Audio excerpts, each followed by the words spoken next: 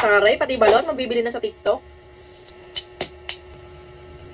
So, ayan, ganito yung pinakang itsura ng balot niya, mga mi. Ayan.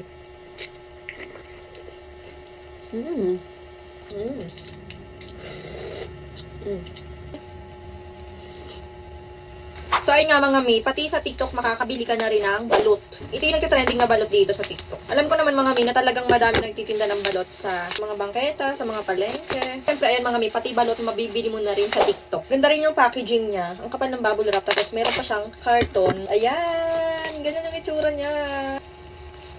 Bawat egg niya, ayan, nakabalot siya sa plastic. Mga naka-plastic pa siya.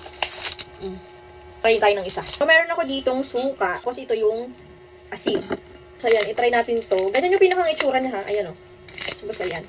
O, diba? Pak na pak. Pati sa TikTok, makakabili ka na rin ng balot. Ito yung nagka-trending na merong mga spicy. May mga flavored na.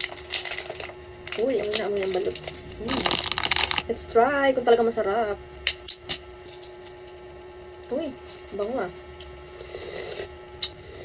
Ito ng asin, suka.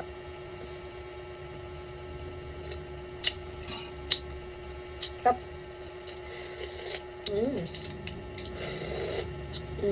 Asin, tsaka.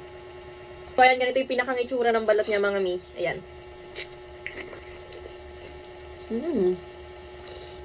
Alam niyo yung maliit na puti. Sobrang lambot, hindi siya matigas. Ano to? Balot sa puti. So, ayan, mag-try pa tayo ng isang piraso. Baka ito na yung maanghang. Ito lang maanghang. Saan yung maanghang? Paano ko makikita? Paano ko malalaman yung maanghang? Lagyan natin ng asin. Aray, pati balot. Mabibili na sa TikTok.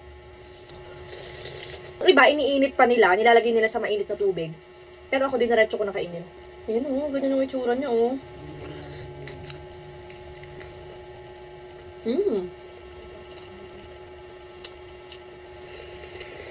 Paano ko malalaman kung alin dito yung spicy? Hindi, walang nakalagay. Kunti lang ha. Last na to kasi baka high blood din ako. So, diba? Lagyan natin asin. Asin.